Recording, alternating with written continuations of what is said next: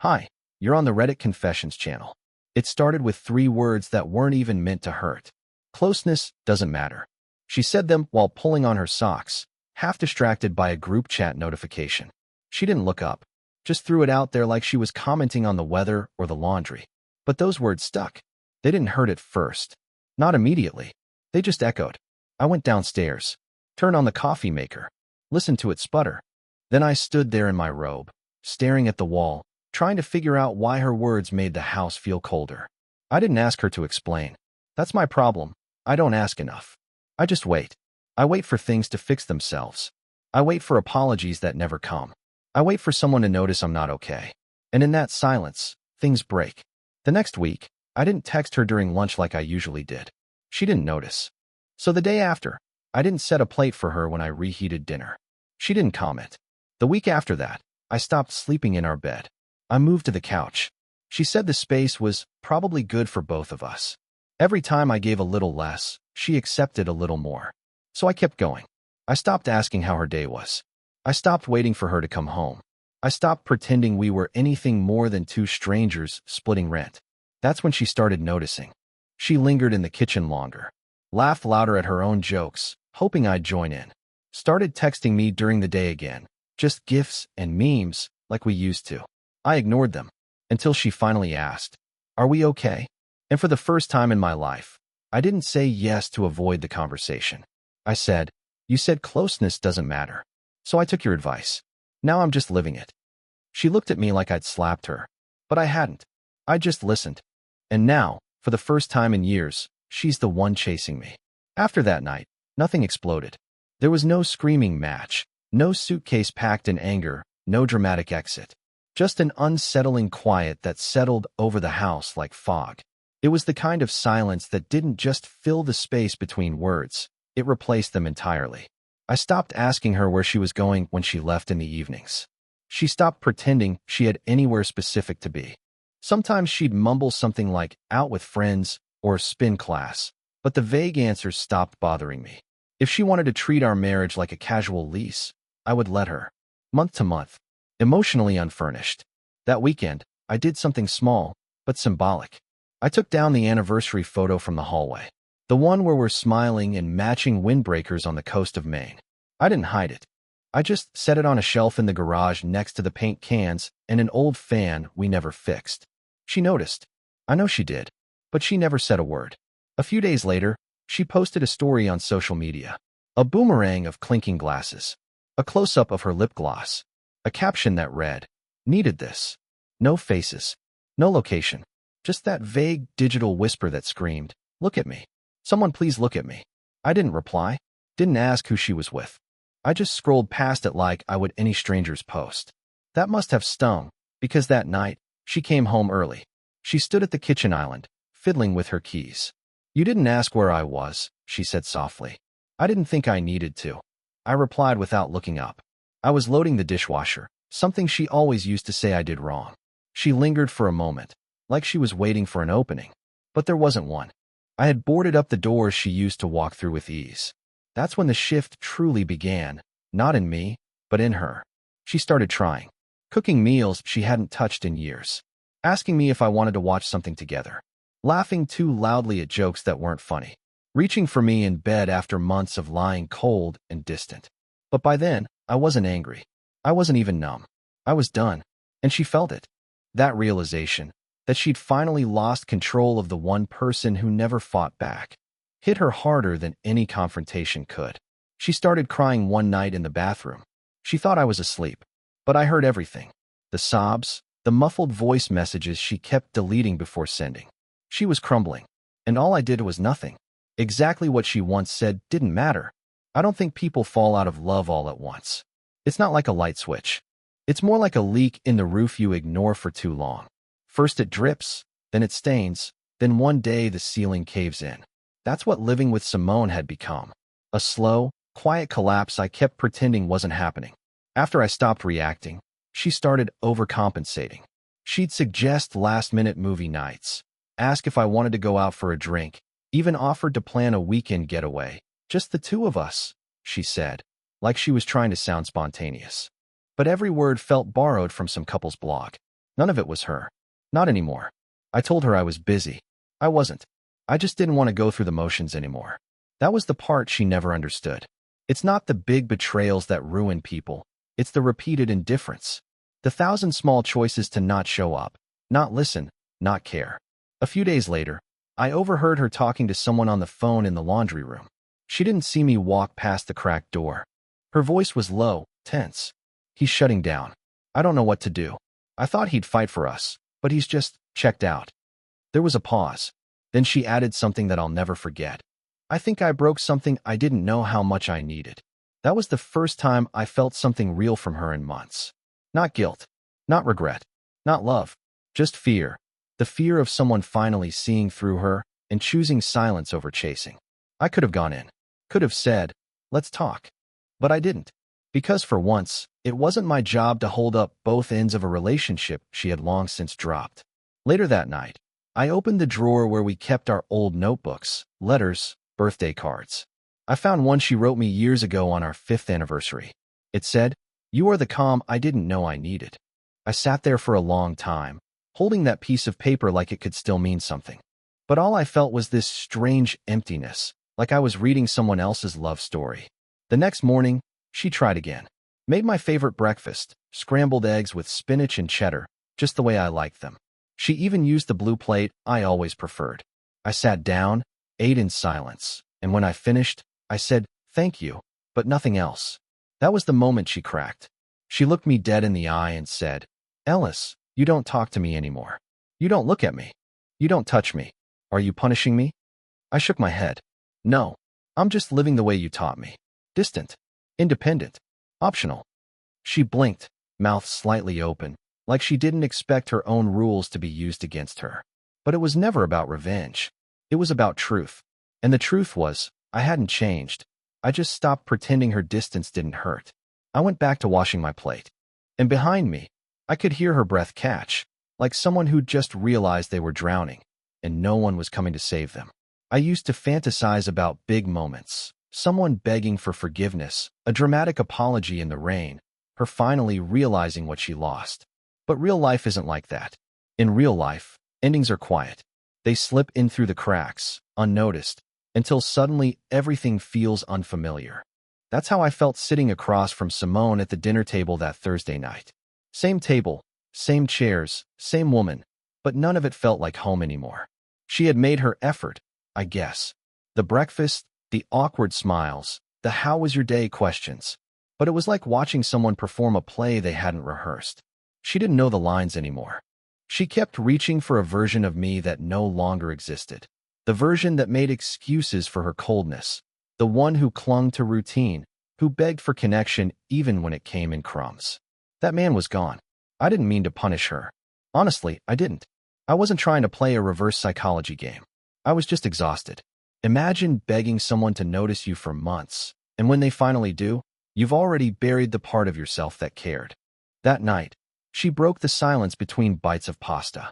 I've been thinking, she said, eyes on her plate. Maybe we should try counseling. Like a reset. It should have moved me. It didn't.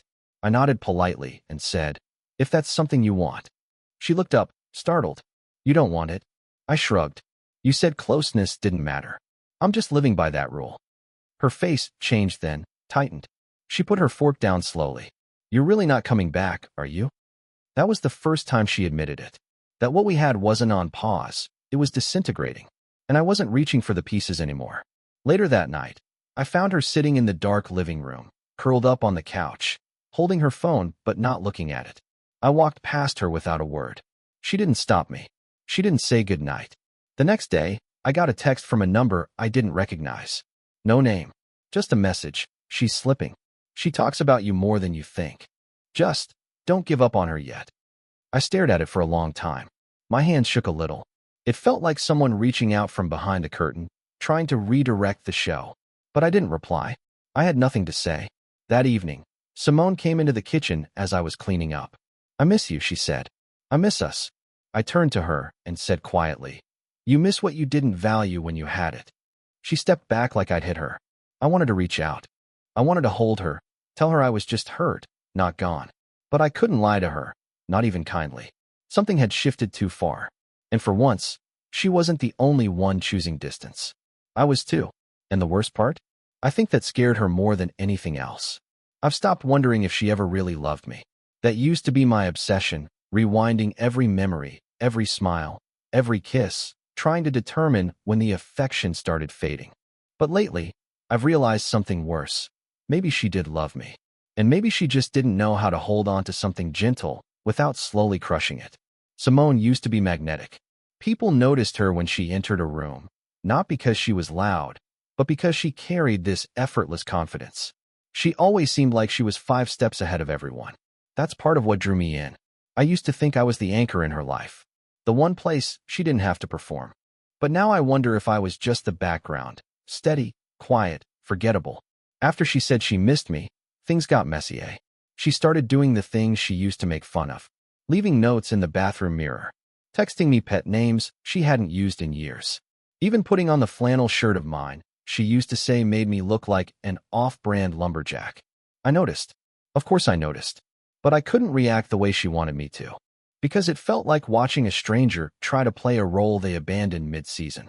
One night, I came home to candles, music playing, takeout from the Thai place we used to go to before everything went numb. She was sitting on the couch in one of her old hoodies, my hoodie. She looked up, hopeful. I thought we could just hang out. No pressure. I stood there, keys still in hand, and it hit me. She was terrified. Not of me leaving, but of me staying like this. Indifferent. Present, but unreachable. I wasn't yelling. I wasn't packing. I wasn't slamming doors. I was just gone, in the most painful way. I sat down across from her and ate the food in silence. Halfway through, she said softly, I didn't mean it. What I said about closeness not matching. I didn't know what I was saying. I put my fork down. You said it more than once, Simone. You lived it. Her eyes welled up, and she nodded. I thought, if I kept things surface level, I wouldn't get hurt. I didn't think I'd lose you that way. I looked at her. You didn't lose me because you were scared. You lost me because when I reached out, you let go. Again and again. She didn't have an answer for that. That night, we slept in the same bed again, for the first time in weeks. She curled up beside me like old times. Her arm wrapped around mine. But I stared at the ceiling, eyes wide open. My body was next to hers, but my heart was standing at the edge of something irreversible. And in that moment, I realized the cruel irony. She was finally giving me everything I used to beg for. But now, it didn't feel like love anymore. It felt like the echo of something that had already died. The morning after she wrapped herself around me like we were still in love, I didn't say anything. I didn't push her away either. I just got up, showered, and went to work like nothing happened. But inside, it was like walking through the charred remains of a house I once built with my own hands. I could still recognize the rooms, but they were hollow now, burnt out, and she was the one holding the match. For a while, I played along. Not out of hope, just inertia. She started acting like a version of herself from 5 years ago. Packed my lunch one day, sent me a selfie with a dumb filter she used to overuse. Even started wearing the necklace I got her for our 10th anniversary, the one she hadn't touched in over a year. I could tell she was hoping I'd respond, that I'd crack, give her some sign that the old version of me, the patient, forgiving, heartsick Ellis, was still in there. But that version? He was buried somewhere under 1,000 ignored moments. 1,000 small betrayals she never thought I'd keep count of. Then one night, she crossed a line I didn't think she'd ever be desperate enough to cross. She invited my sister, Lorna, over without telling me. They used to be close, until Simone pulled away from everyone in my life. Suddenly, there they were, sitting at the kitchen table when I walked in. 2 cups of tea. One awkward silence. Simone looked up like it was all casual. Lorna dropped by, she said. My sister smiled tightly. Hey, you've been hard to reach. I didn't sit down. I knew what this was. Simone had brought in reinforcements. The fixers. The people who would remind me of what I'd be throwing away. The history. The family. The promise. Lorna said, Simone told me you've been distant. I figured maybe you two needed a little nudge. I just nodded. We've been distant for a long time, Lorna. It's just that now, I'm not pretending we're not. I saw Simone flinch like I'd physically hit her. But I wasn't angry. I wasn't yelling. That was the worst part for her, I think. I wasn't trying to win anymore. I wasn't even trying to leave dramatically. I just didn't care enough to perform. And for someone who thrived on being chased, that was a nightmare. After Lorna left, Simone tried to apologize. Said she was just trying to help. That she wanted someone to remind me of what we once had. I looked at her and said, "You want reminders? Open your eyes. This is it. Right here. The reminder of what happens when someone gets tired of begging to be seen." She didn't say anything. Just stood there, biting her lip, trying not to cry. And all I could think was, this is what happens when someone treats a marriage like an afterthought. Eventually, the person you ignored forgets how to love you. The silence between us wasn't peaceful anymore. It was sharp. It had teeth. And it was growing louder every day. It's strange how quiet a person can get when they finally realize their performance isn't being watched anymore. That's what Simone had become, quiet, measured, careful.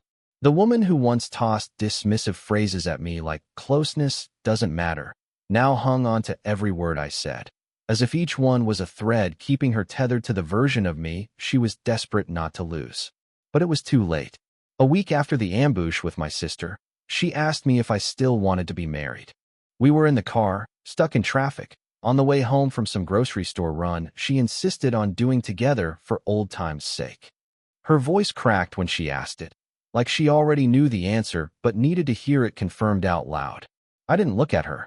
I just stared at the brake lights ahead of us and said, "I don't even know what this is anymore.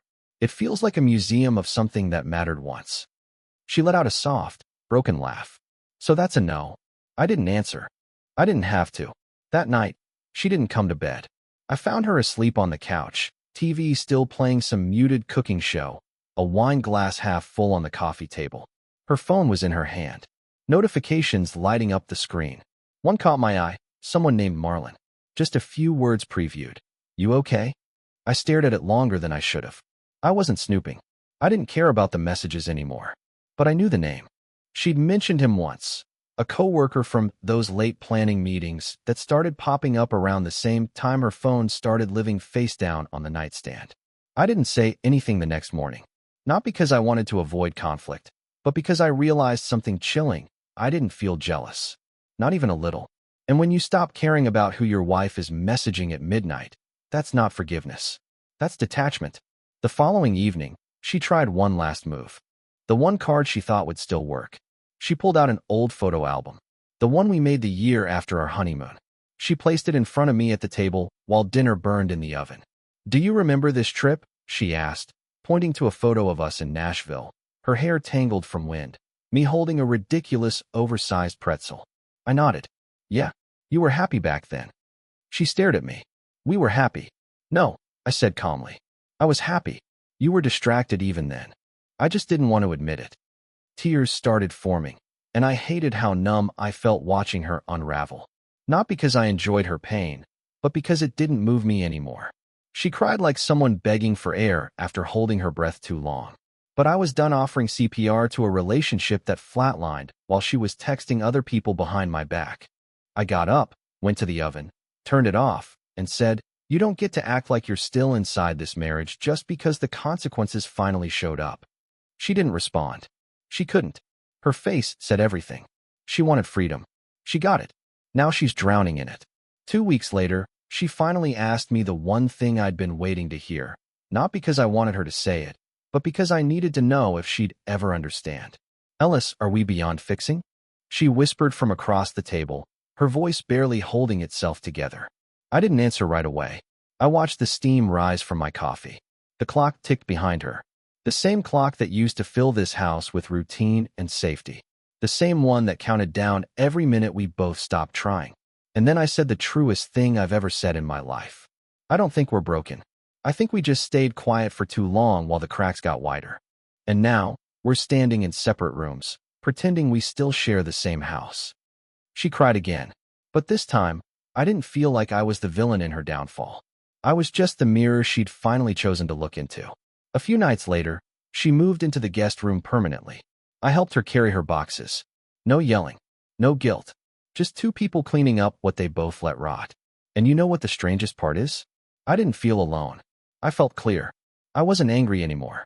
I wasn't mourning what we lost. Because deep down, I knew something had changed in me. I started sleeping again. I started smiling again, even if it was just at the neighbor's dog or a random podcast on my walk to work. I reconnected with old friends, not to vent, but just to feel known again. And Simone?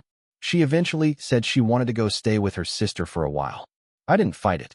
I wished her well, genuinely, because we both needed something we couldn't find in each other anymore. One evening, as she was grabbing her bag by the door, she paused and said, "You were the safest thing I ever had. I'm sorry it took me losing you to see it." I nodded and replied, "I hope you never settle for less than real closeness again." She left, and the door didn't slam. It just clicked shut. Soft. Final. Peaceful. I didn't win. This wasn't a victory. It was a quiet rebirth. The version of me that clung to one-sided love was finally gone. In his place stood someone who understood that love without presence is just a shadow. And now, I'm still healing. I'm still learning. But for the first time in years, I feel alive. And that feels like enough. Thank you for following this story on Reddit Confessions. Now we want to hear from you. Have you ever experienced a moment where silence said more than words ever could? Did you walk away? Or did you stay and fight? Drop your thoughts in the comments. And remember, sometimes letting go isn't the end. It's the beginning.